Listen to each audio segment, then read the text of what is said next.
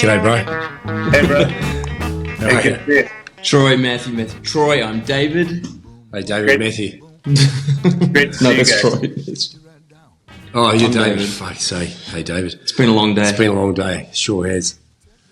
Nice. Geez, Where are you're you looking- guys? You guys are in the UK? No, we're in Caen, South of France. south of France. Are you there? What is it? June? Is it? Yeah. Is it the film festival? No, it's just finished. We live here. Yeah, Matthew, we live Matthew here, lives yeah. south of France. I live just a bit further down the road He lives in Monaco. I live in Monaco. I'm one of the, I'm just a lackey. He's a cock. And we're from New Zealand originally, so Yeah, we're fish out of water. I think Curtis told me that. I had a friend that had a place in Beaulieu, which is just outside of Saint Jean Cap Ferrat. Yeah, it's beautiful. yeah. Beaulieu's beautiful. I Yeah, walk yeah. my dog there. Yeah, it's real Yeah. nice. Yeah, real Yeah, nice. so I've spent some time down there. Caen is a couple hours from there. Nah, about an hour. An hour. Yeah, Okay. yeah. So I hopped in the car today, whipped up to see you boys. Yeah. Where are you at the moment? I'm in Scottsdale, Arizona. Scottsdale. Oh, nice. Very nice. Thank you heard for of it? doing this. Hey, bro, Yeah, yeah, of we course. have. Hey, mate, I saw you, and I want to talk about this because I saw you just on a clip on Instagram. And I'm not a big I'm new to it, to be honest. And you were talking like it was a reel, and you were talking about education, about kids and stuff, and it really grabbed me because you were thinking on the same lines that I was. That's how I think. And I said to David, mate, get this dude on. Like, it's like real interesting, right? And then I didn't think he'd be able to get you. Well, I said you're dreaming. Yeah, and then we got you, mate. And fucking now, like, I didn't realise you could have had a shave. I could have. So we'll just kick it off from the beginning, if you're happy with that. Yeah, totally. Okay. Sweet. Ready to go. We'll do a little intro to give some people a bit of background on you, Troy. So today on the Brink, we're joined by a man who looks like he bench pressed a Greek statue and then drank ayahuasca with it. Troy Casey, aka the certified health nut. From strutting runways for Versace to hunting plant medicine in the Amazon, Troy's journey is anything but ordinary. Right up our alley. He's here to unpack what it really means to thrive, not just survive, in a world that's lost the plot. We dig into his 9 pillars of human thriving, the secrets to staying shredded at 50, detoxing from modern madness, and raising switched-on kids in a switched-off culture. We'll touch on his involvement with the Maha movement, Make America Healthy Again, and how merging ancient wisdom with AI might just reboot humanity. So take a deep breath, as this one is going to hit all the chakras. Welcome. It's so good to have you here. Thanks for having me, guys. I really appreciate it. Oh, no, it's good for you to come on. But, Dave, can I just say your introductions are getting better and better every day. It's insane. Oh, Matthew. Like, he's bloody good at it. Hey, mate. It's easy to read. Just for the few people that do watch us, I saw a Instagram reel of you, and you were talking about education and a children's education, and it really, really resonated with me. And I just wondered if you could, you've obviously had a fairly interesting life, but I just wanted your thoughts on where you think education's going and how best to raise, not intellectual, but well-rounded, nice, kind, caring, conscious children. Yes, so I've always been wired to think differently. My parents were hippies, Haight-Ashbury district of San Francisco in the 60s. We went out there. I've always just thought different. I'm also a rebel. I was born that way. I did a lot of research around birthing and fertility when my children came, and I was pulled out of my mother's vagina with these spatula type things that really ripped my head out. And it makes sense that I came out fighting, and I've been fighting ever since. And so I don't like the system whatsoever. I've never resonated with it. I got kicked out of every school that I ever went to, except for when I paid for it, of course, and then I excelled. And so I've always had that kind of bent on the system. And then lo and behold, I started doing research, and I studied the industrial magnates, and Rockefeller wanted good factory workers, and they brought in educational system from the King of Prussia, which is really designed to help us consume, conform, and comply, and defer to authority, which is the teacher or the textbook, and repetition. You're taught what to think, not how to think. Using reason, logic, and basic grammar, you can understand how to think. And the trivium.com, I do believe, has a lot of information on this. I also read John Taylor Gatto's book and watched 4 hours of him on YouTube really break it down. And he was teacher of New York like 4 times in a row, and then he made teacher of the state. I think he taught in the Bronx. And so, and then he made teacher of the state in 1990, and he realized that he was encouraging the children to follow their bliss or follow their intuition or follow what they were interested at and what they were good at. The classical learner on Instagram has a lot of great tools on this and maps it out and has an online educational system for children and homeschool parents. And so then I was fortunate enough to study with the great Paul Chek. And maybe you guys have heard of Paul Chek. He brought the Swiss balls and core function into sports fitness. I know he worked with the All Blacks. I do believe he took them from X amount of injuries per year to a lot less injuries in one season, just from his training methodologies. And so Paul Chek is a visionary, and he's not just a strength trainer and a rehab coach. He taught me about the principles of Rudolf Steiner and talked about the brain development as a child in some of his advanced courses. He talked about all of this because when you get into the deeper levels of rehabilitation, you have to go back to infant development. And if you watch babies learn how to crawl, push themselves off, pull their head up, they're activating the posterior chain. And so, and they also do the inchworm and certain other infant development elements that if we've been traumatized in the womb and or outside of the womb, it's hard to develop those signals. And those signals, if you are a professional athlete and you have that disconnection, he goes all the way back to the womb, brain development, infant development, etc. These are like major issues that people can't solve. So he taught us on many different levels the holistic systems. And then he talked about the development of the child and its mind and talked about unbound play. And I instantly went home. I did a bunch of research. My children were very young at the time.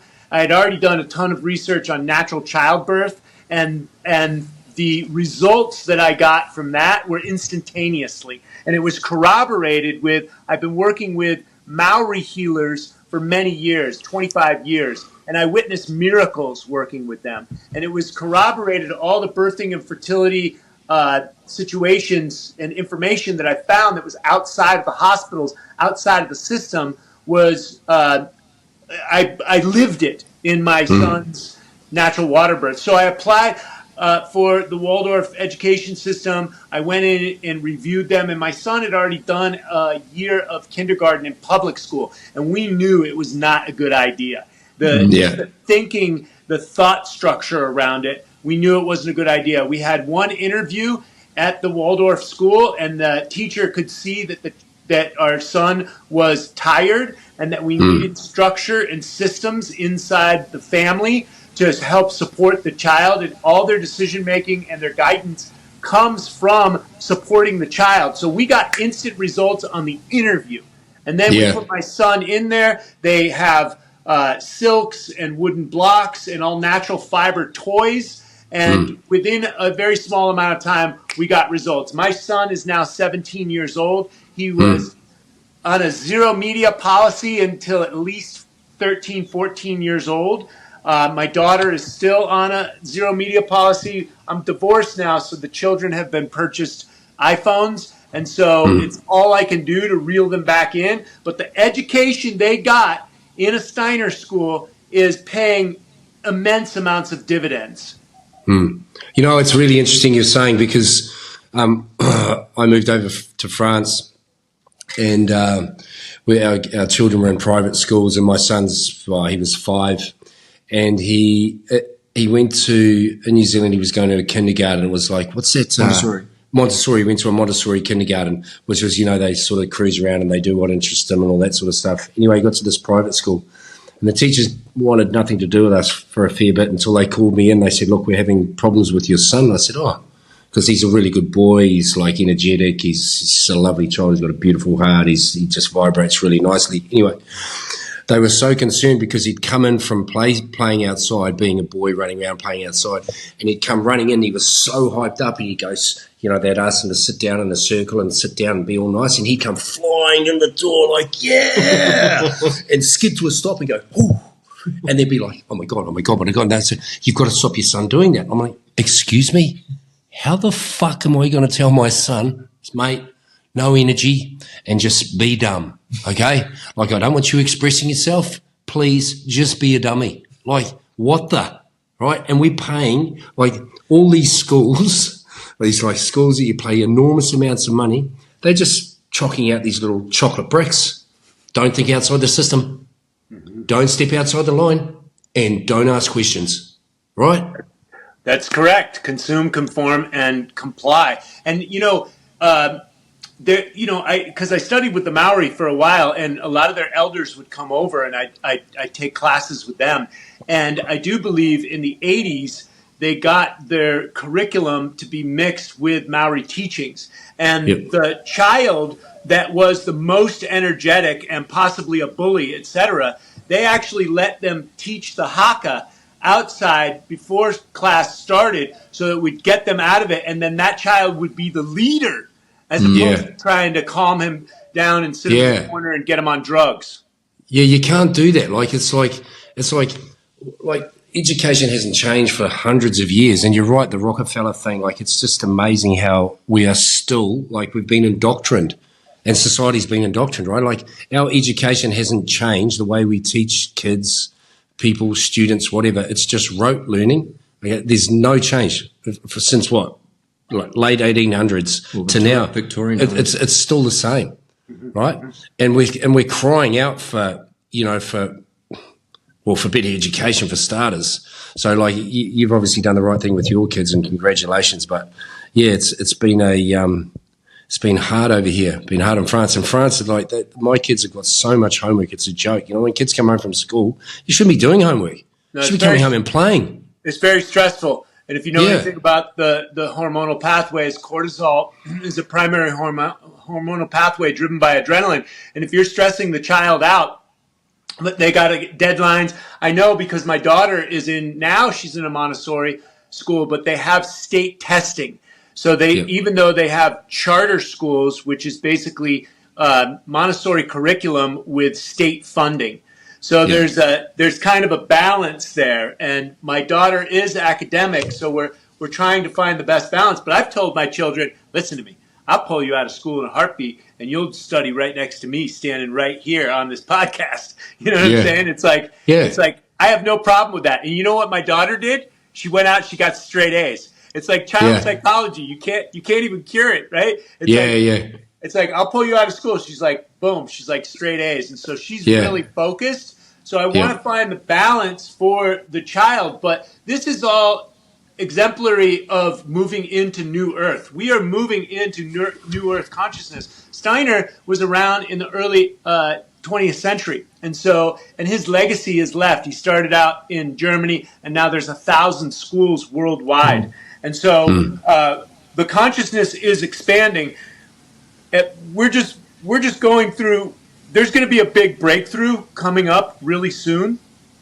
I think we're already starting to see it. It was accelerated with COVID. But we are going into the age of authenticity.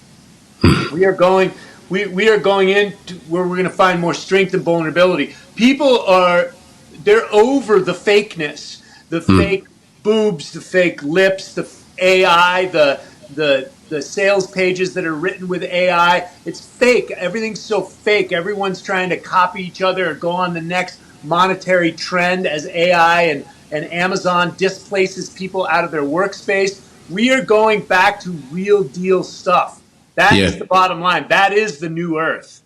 Yeah, I think so. Like, it's really weird how we become very separate from each other. Whereas back in the day, like, hundreds of years ago. We lived in villages. We raised our children in villages. We communicated better and all this sort of stuff. Whereas now we're so individualistic, right?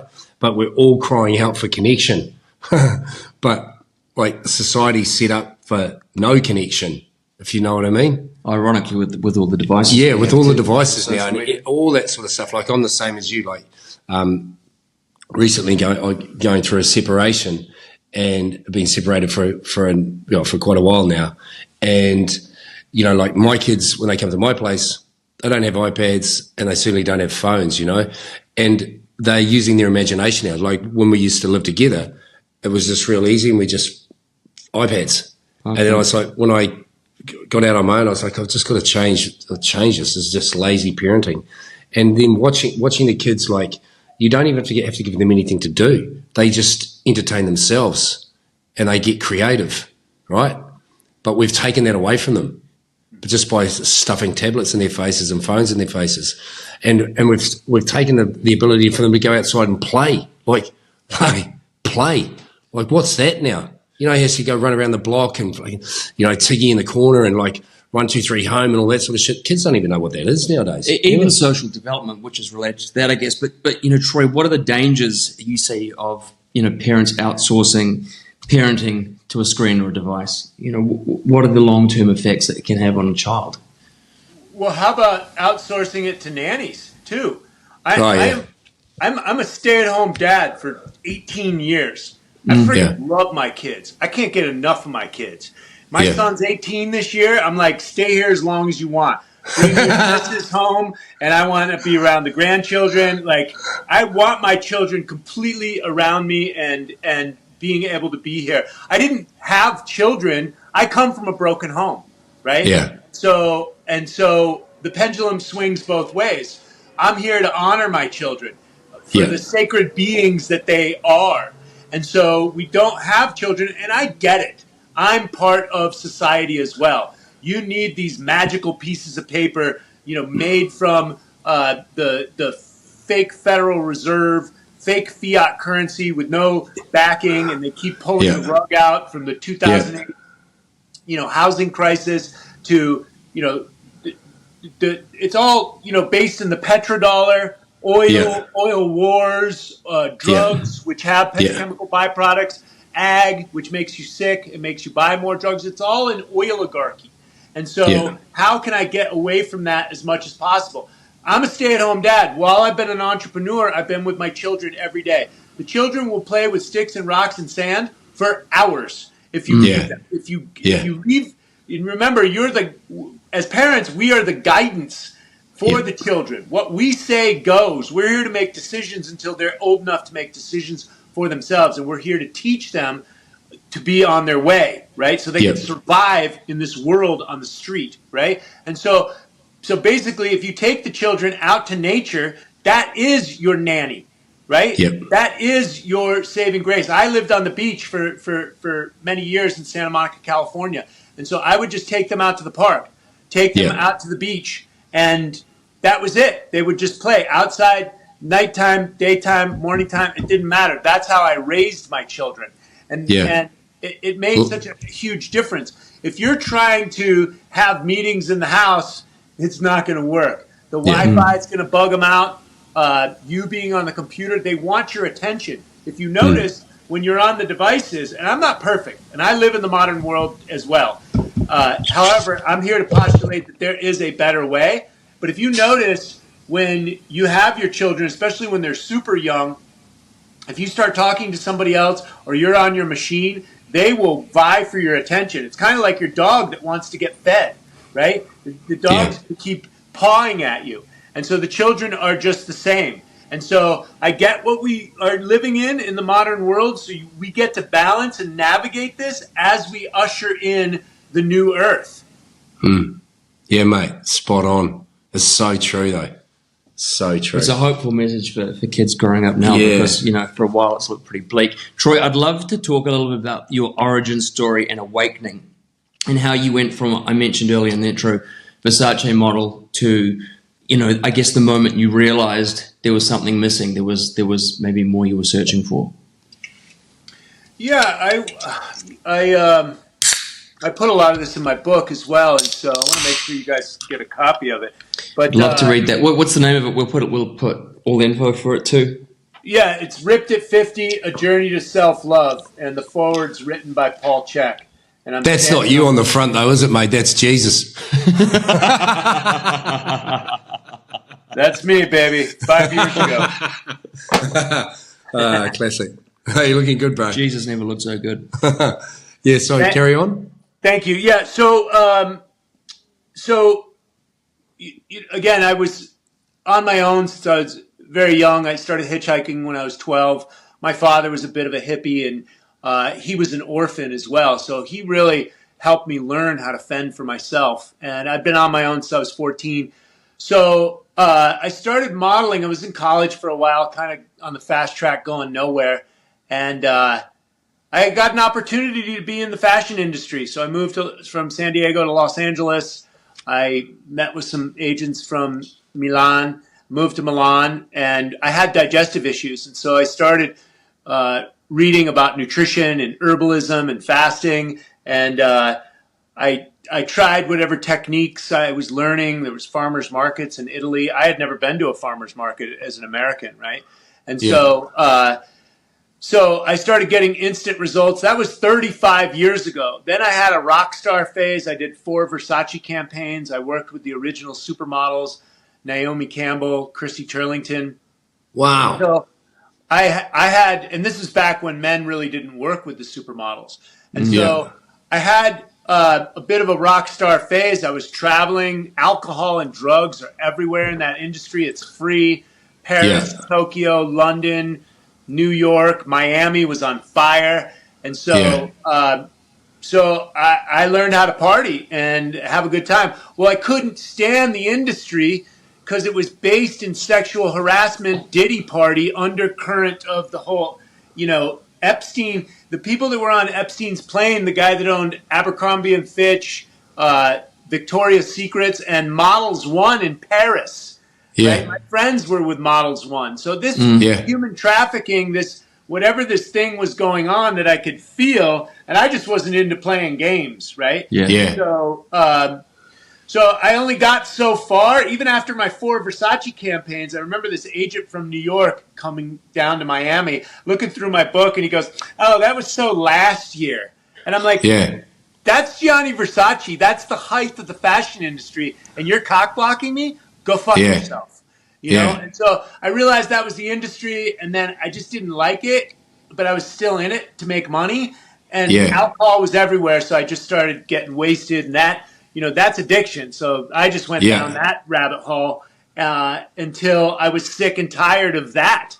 I moved to LA to start a career in acting, and I knew I couldn't do it as a drunk. It took me about 4 years to sober up, and it was Vipassana meditation that really set me free. I sat 10-day courses in silence, 10, 12 hours a day, and that changed my life. And I did that religiously for 6 years, couple hours a day, and it changed my nervous system.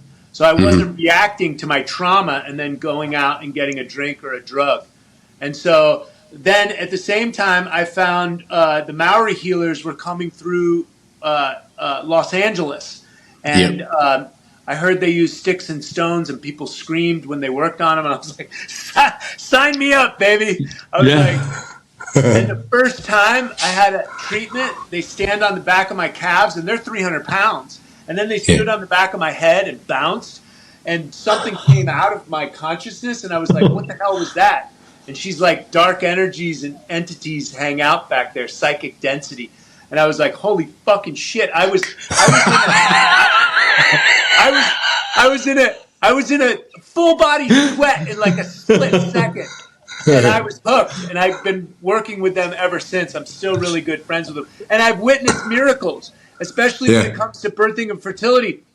People had hired doctors and spent hundreds of thousands of dollars trying to get pregnant. And the people that host them in Topanga Canyon, they've got 2 children that are in their 20s now, and they could not get pregnant. So I witnessed miracles upon healing, whatever you think is woo-woo, and you got these badass fucking Maori healers, indigenous with tattoos on their face, like doing real gnarly work on people. And you're like, holy shit. So I knew that there was a better way. I knew that there was something else. And I'd been taking herbs for the previous 15 years before that, since I started studying natural medicine.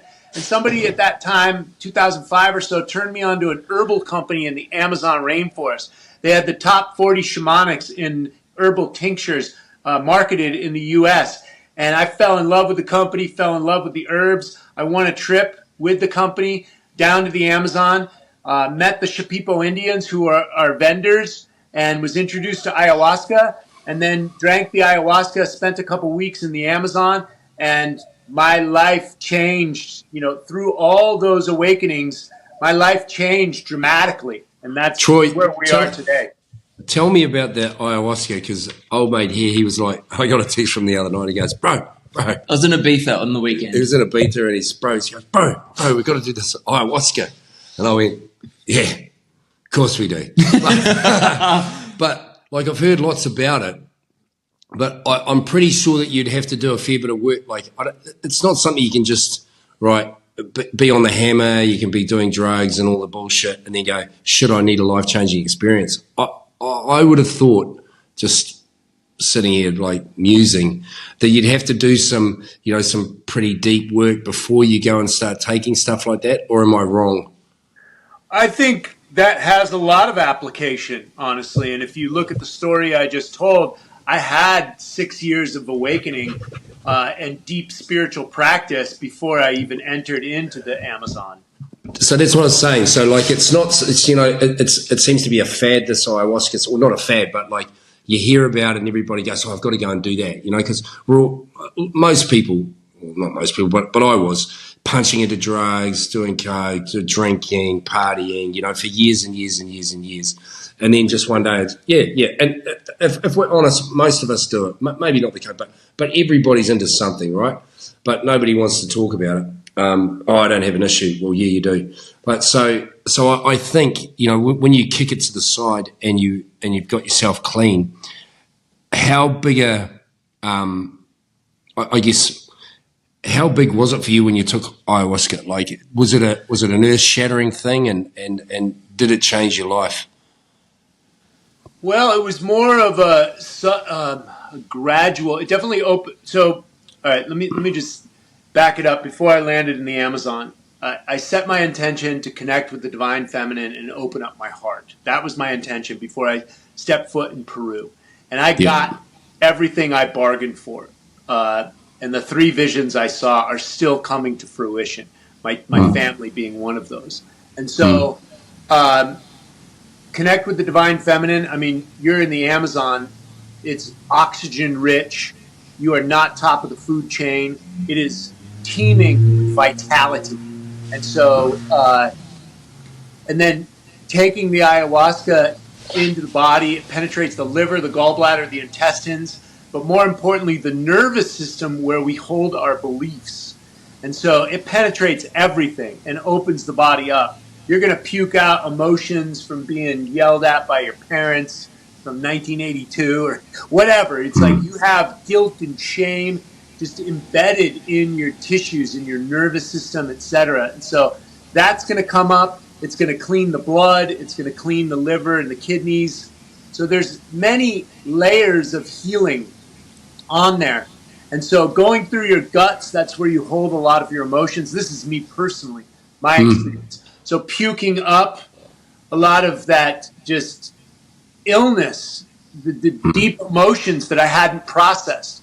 I've been smoking weed since I was 12 and drinking. Same. Like this. When I started smoking weed when I was about 10 or 11. Like, ridiculous. So there's some arrested development in there, and I didn't process it. And here I was in my 30s, and this was all coming up. So I did about 30 ceremonies over the span of about 6 years in the Amazon, and each time was very healing. It has turned into a bit of a party drug now because it's pretty global. Terence McKenna went down there in the 70s. Richard Schultes went there in the 60s. He was a Harvard anthropologist. And so people have explored down there, but now the internet. I came out of the jungle with all this exotic footage, and YouTube was a brand new reality. If you go to my YouTube channel and you scroll back to 2006, 2007, it was all in the Amazon. Yeah. And so now, because of the internet, everything's changed. So ayahuasca is everywhere. But I also believe that these plants have intelligence. And if you understand the story of Johnny Appleseed, the plants use mankind to spread its seed. And ayahuasca is all around the world. It is, I believe, a catalyst and a tool to help people wake up. But there's two forces guiding everything. Yin, yang, masculine, feminine, anabolic, catabolic, inhalation, exhalation. One is not better than the other. Every Luke Skywalker needs a Darth Vader or he doesn't exist. And so people have bastardized and turned the sacred into the profane with ayahuasca. However, it's still the most powerful, or one of the most powerful herbal medicines on the planet, and it's a very useful tool for going into the deeper parts of the psyche. Now, I do recommend preparation, cleansing detox. The shamans recommend you get off, salt and pork and spices before you go into ceremony. You get off sex as well, so you can really process your stuff, not somebody else's stuff. And then it makes sense, right? Yeah. Right. So purifying the body. And then when you get home, it's the integration. If you start getting on the phone and, oh my God, I saw the angels, or I saw hell, and it was, you're dissipating the healing that happened for you. The best thing for you to do is to meditate and to integrate it, and maybe work with your therapist or the shaman if you're staying in the Amazon for long periods of time. Some people go down there for 6 months.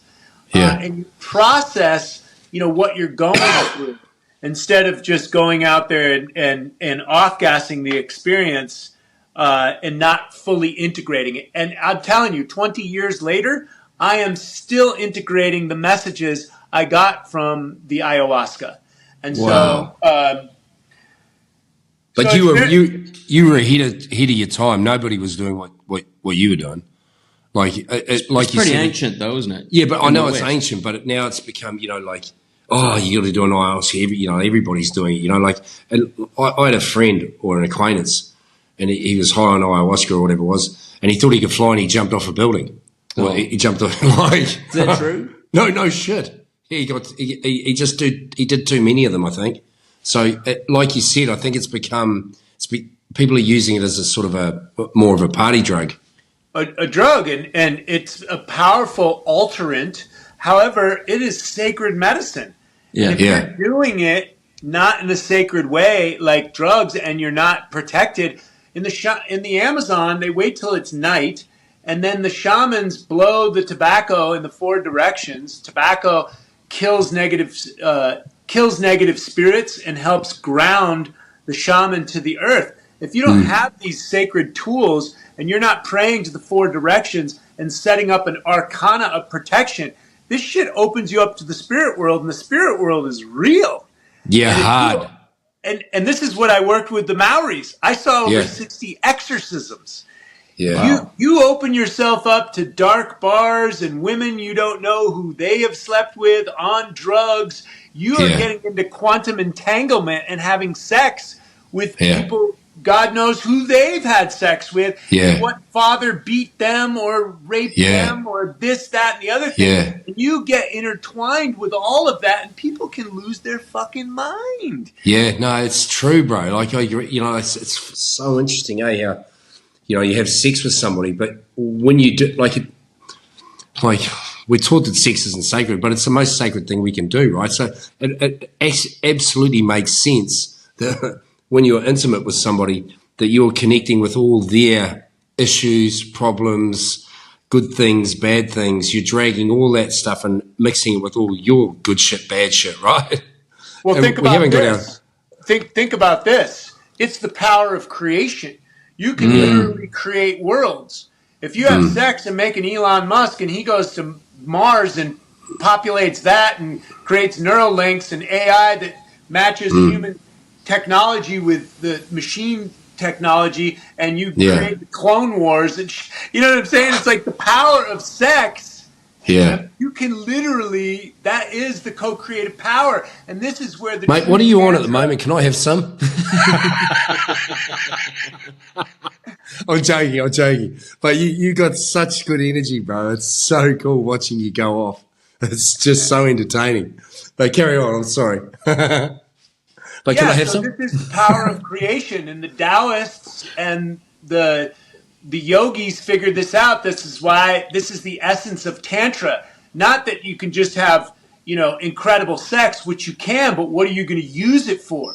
And it's a tool. Like Tantra and sexual kung fu, these are techniques that help not only the health of the genitalia, but this is our energy center of the body. And this is our creative forces. And when you harness that, you can actually practice self-healing, heal others. But this is all channeled in the sacred, not the profane.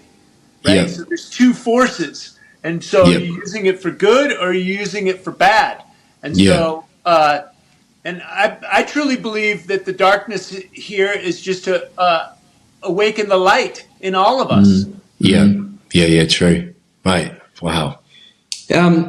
Troy, the 9 pillars of true human thriving that you talk about, can you give us a bit of an overview of those and I guess what they do for you in structuring life? Yeah, so the 9 pillars of health is the curriculum that I've developed in my book. Well, I had to coalesce my ideas into something structured for my students to be able to learn from, right? And my team to also disseminate the information to my students. So I have the 9 pillars of health, the 7 factors of stress that destroy health, and the 5 detoxification pathways that restore health. And so the 9 pillars of health are non-negotiables. We are mostly water. It is a good idea to put pure water in your body. We are made up of the earth. Nutrition, vitamins, minerals, and enzymes, sequestered sunlight is absorbed from the nutrition you take into the body. Good idea to get real high quality stuff, right? If you want your skin, hair, nails to pop, you want your cognition. Type 3 diabetes now is considered Alzheimer's and dementia, which is going through the roof. You've got all sorts of new cancers, turbo cancers. So it's a good idea to get with the basic fundamental principles. First principles, they call them in physics or science. You can't have this without that. The body needs to sleep, and it sleeps with the celestial realm, the moon and the sun. Cortisol rises when the sun rises, and melatonin gets activated when the moon rises. So we are harmonized to the celestial realm, and the body requires sleep. It's the anabolic feminine phase. We've all heard of anabolic steroids, right? The anabolic building up phase is sleep and rest. The breakdown catabolic is when you go into the gym, you break the muscles down more. That's the catabolic phase. That's the yang fire. There's 2 forces. All the ancient sages have said, walk the middle path. And so we're just simply walking the middle path. The body needs to move. Exercise is a necessity, not a luxury. And so the body needs to move every day. The purpose of exercise is to move the lymphatic fluids. And so walking is the best exercise because it's de-stressing. You want to do deadlifts and squats like I love to do and get my androgens going, but at 60 years old this year, I got to make sure I got the energy and that whatever arthritis isn't acting up so it doesn't pinch my hips when I go down into a deep squat with X amount of weight on there, right? I got to watch that weight. And if you're listening to David Goggins, that you're a pussy, and half these other trainers that are on steroids on the internet, then you're going to hurt yourself, right? And if you hurt yourself, you're going to be a couch potato. So working in a smart way, working out in a smart way. You can work in or work out. Working in is considered 90 beats, heartbeats or less. So walking, qigong, tai chi, these types of exercises, gentle yin yoga, etc. So the body needs to move. The body needs to sleep. The body's mostly water. The body's made up of food. Then you've got your thinking. Your mind is an embodied process. You're the sum total of your ideas. If you don't like the way you look in the mirror or what's coming out of the toilet bowl, then you got to change your mind, right? And then our body breathes. It's a good idea to have your breathing mechanics optimized. Tongue on the roof of the mouth, breathing in through the nose and out through the nose. Diaphragm pumping, working, right? Most of us are neck breathers and mouth breathers, which releases cortisol. I believe that all men need purpose. Otherwise, they go around in circles and they can literally cause problems if they don't. Or how about addictions, right? They don't know where they're going. Addictions are just fine. Man totally. needs purpose. Where there's no vision, the people will perish. So the number one pillar that I teach is legacy, dream, purpose. Getting that focus, and then the other 8 pillars are easy to follow because they're non-negotiables because you want to reach your dream. You want to leave a legacy. One of the other pillars is nature. We are electromagnetic beings. You need energy from the sun, electricity, and magnetism from the earth. Electromagnetism. We're electromagnetic beings. These are non-negotiables. And most people are wearing shoes, staying up past 10 p.m., getting all this non-native electricity and blue light into their eyes. Their hormones are messed up like pasta primavera. And then they wonder why they're fat, sick, and nearly dead. Yeah. The stuff that you're talking about, I'm only just finding it, but it really, really works. It's not mumbo jumbo. It's legit. But why has it been hidden? Like it should be like, why aren't we teaching our kids? Why isn't this a subject in school? Why isn't our health way more important? You know, like we do physical exercise and PE and shit, but why aren't we like training our kids or developing our children to become holistic and more conscious? Well, if you look at the history of kings and control and governments controlling the masses instead of, I'm for the liberation of all human beings. And, it's a huge responsibility having that type of freedom. And so, maybe it's our elementary or sophomore-esque human development. Maybe that's where we are. If you look at Ken Wilber's work and the consciousness of man, only 2% of the population has any ideas towards the integral human, which is we are all connected. We are all connected to each other. We're all connected to the earth. What we do to others, we do to ourselves. And we've been snatching natural resources since the industrial age. Actually, before that, we've been taking natural resources and wealth from other tribes, communities, etc. And I just postulate we can do things in a better way. And most of what I teach, these fundamental principles, are primordial, perennial wisdom. This was our natural survival mechanisms. And we didn't have the industrial compounds and all the chemicals. Monsanto made a lot of money during the Vietnam War with Agent Orange and napalm to burn the jungles down to fight guerrilla warfare. Well, war profiteers, they become big corporations. That's a big entity to survive. Well, they got all these chemical compounds. What are they going to do with it? Well, let's put it in the food. And that's what they did with glyphosate. That's what they did in World War II with NPK, the fertilizer. They put it in the food. Literally, they were bomb-making materials. And so, if you remember the Oklahoma City bombing in '95, what was that truck full of? It was full of fertilizer. Yeah. That's NPK, which is sodium, potassium, phosphorus. It's so funny, like, because I can remember my grandfather, like back in the day, we used to, have garden patches, you grow your carrots, your cabbages, your potatoes, or whatever. And my granddad would always be throwing, like, fertilizer on it. And it was taste like he'd say, careful, it'll burn your skin. I'm like, okay, why the fuck are we putting it in the soil to grow that? Right? And I postulate, you could look doom and gloom and conspiracy theories. I postulate it's all just business. Right? 100%. It's not a conspiracy theory. It's just making money. It's for profit. I mean, do you want to go down the road of it's the Anunnaki and the Nephilim and the aliens from the future that landed in the landing strips in Jerusalem and the Middle East and Zechariah Sitchin's work and the Sumerian tablets? Look, I got no fucking time for that. In the meantime, let's just turn on people what real food looks like, what it feels like, and keep moving in the direction. Buckminster Fuller, who was an amazing designer from the 20th century, he said, you don't fight the existing systems. You design the future, and that will fall to the wayside. Yeah. Right? You make the future and the cool stuff popular, and that's why I'm going towards New Earth. I have been fighting the systems to a certain degree, fighting GMOs, trying to get the politicians and doing protests and all that stuff. I've done my fair share of it. And doesn't work. Well, it works to a certain degree. I've definitely gotten plenty of followers to like my work, but in the meantime, they're still doing it. I'm going to Austin, Texas this weekend to work with a bunch of military vets. My friend invented this healing device. It's centripetal force. It spins you inside and clears the vestibular system and works to heal major injuries as well as PTSD and autism. So it works with the balance centers, the vestibular center inside the ears. And so, and then he's connected to other podcasts, and he's got his AI that's tapped into sentience. And so we're going to do podcasts on that, and we're connecting with people. There's tons of people that are waking up and that want to be part of New Earth. Yeah. It's happening, guys. It's really happening.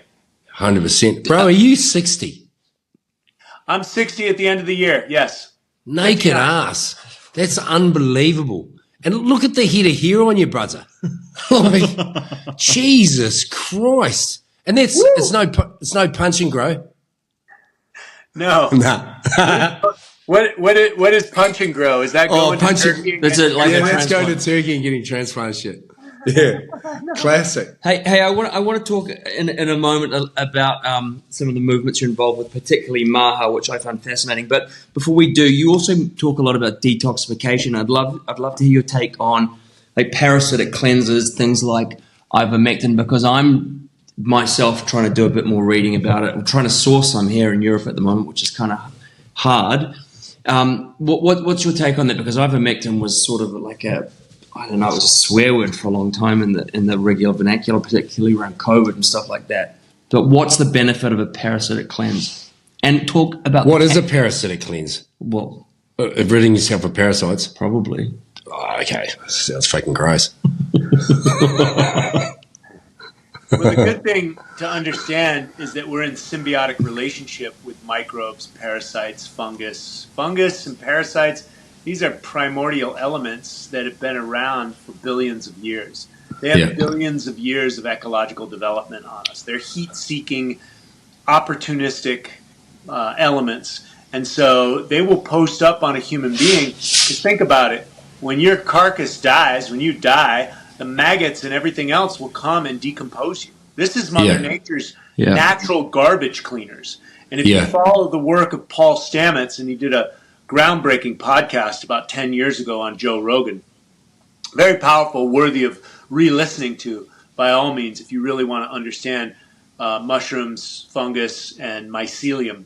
And so these are ancient primordial elements, and they're What was his name? What was his name? Write that down. Paul Stamets. Paul Stamets. Cool, bro. That interview will blow your mind. And so, so fungus has been around forever, and we are in symbiotic relationship with all the microbes and bacteria of planet Earth. And so, first understanding that. Also, sugar feeds fungus. Throwing junk food into your gut is going to give you leaky gut. It's going to create inflammation. Inflammation is fire and heat.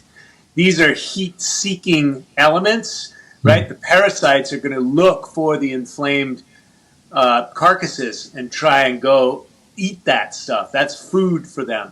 And there's parasitic entities that are inside of us. In fact, only about 10% of your tissues are human. The rest are foreign elements, including the ATP. I'm no scientist, but that's how the science, in my recollection, goes, that most of your tissues are coming and going from the atmosphere. We're in symbiotic relationship. We're breathing each other in. The element argon, what gets exhaled in China, we breathe in the next day over here, right? And so we're all one, is an axiom that is not only spiritual, but it is also in the physical realm. And so I don't want to get too far out philosophically. So these opportunistic elements, these are Mother Nature's garbage cleaners. So we're already in symbiotic relationship. But if you turn your stomach into a garbage can, or you eat glyphosate-ridden foods, glyphosate is an herbicide, and it kills the chemic pathway of pests, and you have good bacteria inside your gut. And if the good bacteria and the bad bacteria turns upside down, you get what's called dysbiosis. You can get candida and other gut-borne issues, indigestion, obesity, leaky gut. What's leaky gut? Leaky gut is when you have undigested protein solids that break through the permeability of the gut lining. And when you have undigested protein solids in the blood, the foreign invaders, come in and they try and kill it. There's an immune response. If you're continuously putting in inflammatory agents into the body, then the body's going to be inflamed, and there's going to be what's called an autoimmune response. An autoimmune disease, and many people have it today, because antibiotics, which the definition means anti-life, actually kills the good flora in your gut microbiome. And so it creates dysbiosis, and then foreign invaders can post up microbes, etc. And so you also add the toxins, heavy metals, aluminum, and other industrial compounds. The tissues build up, and it's hard for the body to detoxify itself, and the body automatically detoxifies. We clean our blood, but you're breathing in brake dust and tire particles from the cars, and not to mention industrial waste. In certain countries, they burn the garbage, and so we've got plastics, plasticizers. And so the human being's being contaminated. So it's a good idea to assist the body in its own detoxification pathways, liver, kidneys, colon. We've heard of a constipated colon, right? Constipation. Well, what do you think when the colon is backed up? It's going to back up into the liver and the kidneys, and then you're not going to be able to clean your blood. Your blood regenerates itself every 120 days, depending on the nutrition that you feed it. So I go back to basics. Instead of trying to kill all these invaders, I have good herbs for that. Historically, we've used black walnut hulls, cloves, and wormwood, which is the derivative that ivermectin is made out of. Why do I need synthetics when I have access to the herbalism? And so I use the herbs and then the natural detoxifiers, which is food. Hippocrates said, "Let thy food be thy medicine, and thy medicine be thy food." So 35 years ago, when I was a Versace model and I was bloating, and my career was all about how I looked and felt in front of the camera and how I presented myself, I got into fasting, juice cleansing, herbal medicine. And these things have application.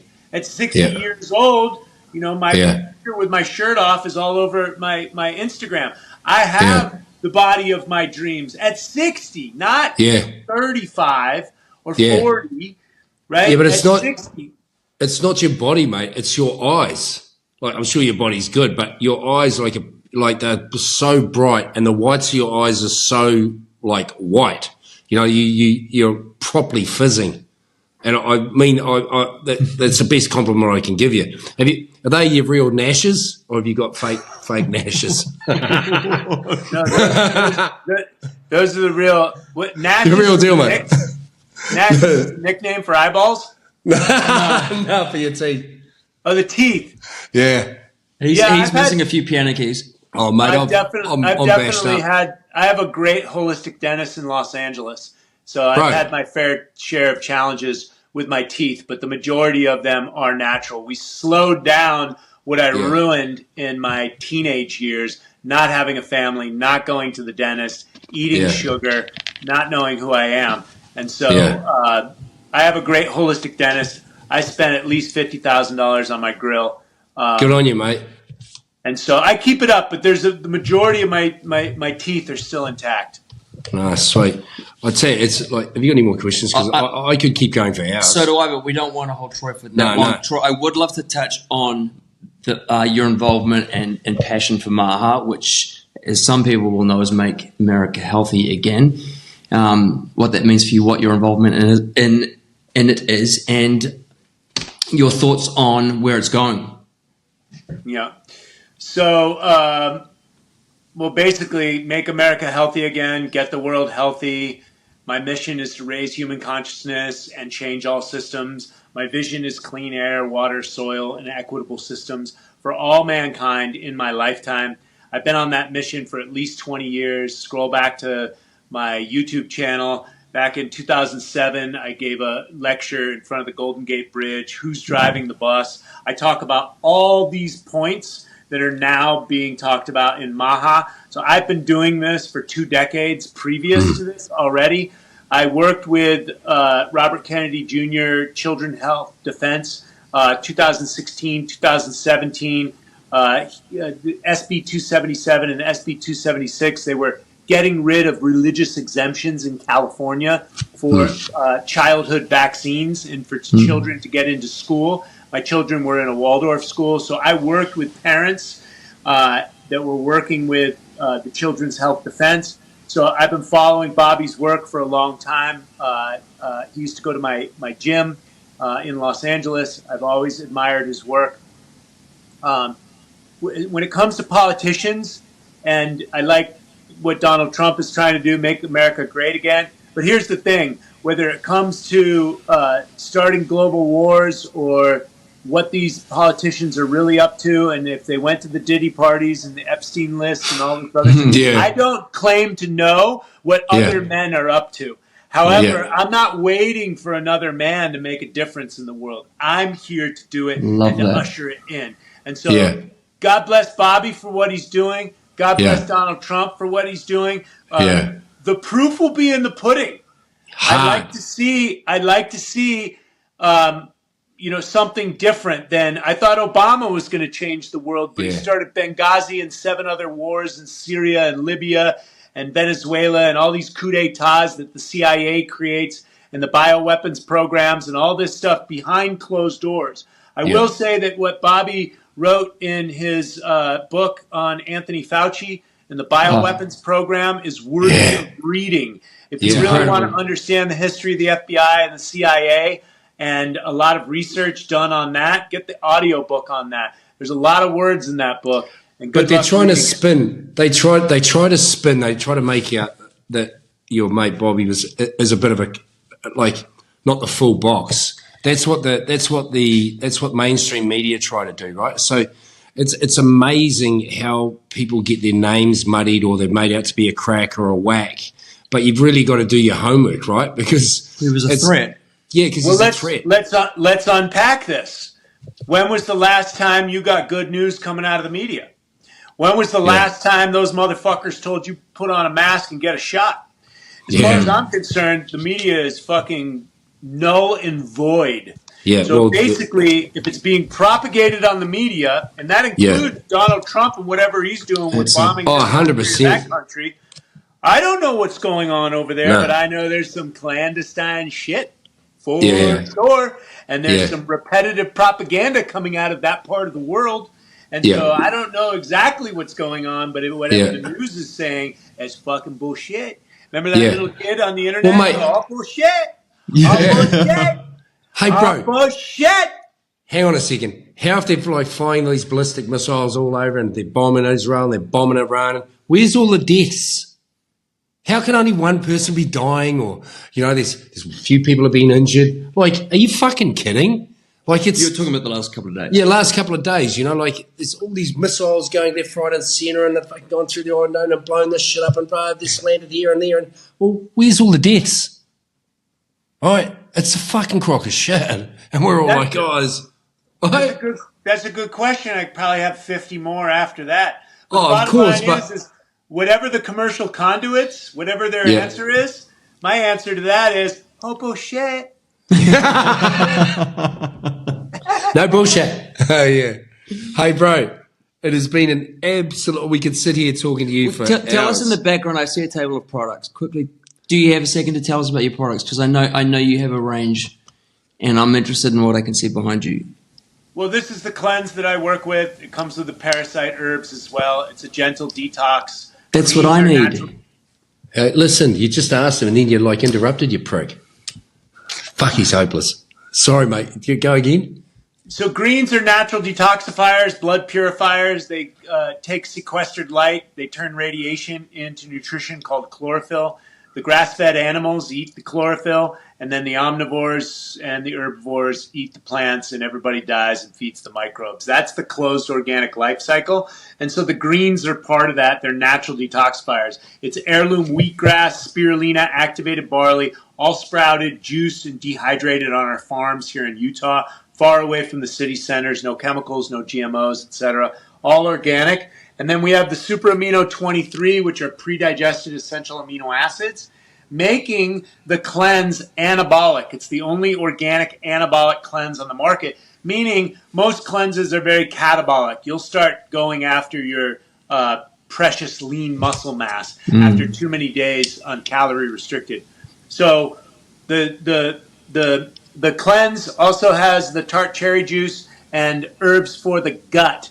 We have a super probiotic called Biomedic, and so I recommend my clients do it on average twice a year, and you can live on the nutrition. This is my daily green juice drink. This is wheatgrass, spirulina, carrot juice. And can you buy that? Do you sell that? Yes, we have everything on my website. I'll send you a link for it. We are distributed in Europe, so I'll have my team reach out to you guys and help you get it in Europe. We're distributed out of Austria and Germany, and if you know anything about those countries, they have more stringent requirements on nutrition. So it is available in Europe. It's different than the system in the United States, but it's available in the EU and in North America. Super high quality product I've been working with for 11 years, and the 10-day cleanse comes with the parasite herbs. It's good to cycle those through the body a couple times a year. So I should literally cancel the ivermectin. I don't need that. I could do this. Well, ivermectin is a tool in the toolbox, but since it was a psyop and they took it off the market, now it's back reintroduced in the market, I would look into where it's getting manufactured and if they're putting any nanotechnology in it now that it's so popular. All right. Interesting. Okay. Well, let's just go with that. Let's just go with the stuff at the back. Give me some. Let's just go with fasting, mate. Fasting's the go, I reckon. What do you think about fasting? Yeah. This is calorie restricted fasting, or what's called juice fasting. A dry fast, 1 day on dry fast, 3 days on water fast, or 9 days on juice is all the same. Most of my clients, though, they don't have the fitness and the dexterity in their tissues. The people in America are fat, sick, and nearly dead. So most people can do with a juice cleanse because it's very nourishing. Right? You're going to get all the vitamins, minerals, and enzymes and the amino acids so they don't lose that precious lean muscle mass. So it's, of course, water fasting, dry fasting, these are the ultimate. However, most people are too sick. They'll get a Herxheimer reaction. You want to get the heavy metals out of the body. You want to go after the parasites. Just water fasting, you could get in some trouble. And then if the people get sick, then they will go away from fasting. This way, they will nourish the body at the same time. So can you just give me the optimum fast? Like say for somebody like we're reasonably fit, and like we got into it for a bit, and now we like our food again, but we're still pretty fit. Whoever, like 24 hours, I struggle to get to 24 hours just because I love food, right? But if you're going 18. Is that good enough, or you've really got to go? Are you talking dry, or are you talking with water? I'd like to go the hardcore. Are you talking dry, water, or are you talking intermittent water? Yeah, but no, I'd rather dry is the best, right? If you can go dry, right? 18 hours on a dry fast is a good reset. If you can make it 24 or the next day 36, that is a hard reset. That is really good. Like I said, and that's really good for you? I think it is. I've got Sergey's book right here. I think it has a lot of application. Okay, sweet. Let's get that as well. Dry what you fasting. need. That's what I need. Hey, bro, Troy, you've just been an encyclopedia of knowledge. You're funny as fuck. You've got a great sense of humour. I can't wait to come and stay with you. No, seriously, bro. Like, thank you so much for coming on. Like I said at the start of the show, I just saw you on Instagram and I was like, bro, we got to get that guy on. And it's been an absolute privilege. You've been a real delight. And yeah, thank you so, so much. And we'll keep in touch with a bit of luck. Yeah, you're welcome. And yeah, I'll come and stay with you in the south of France as well. You can, mate. It's pretty good down here. You might not want to fast, though. The food's good.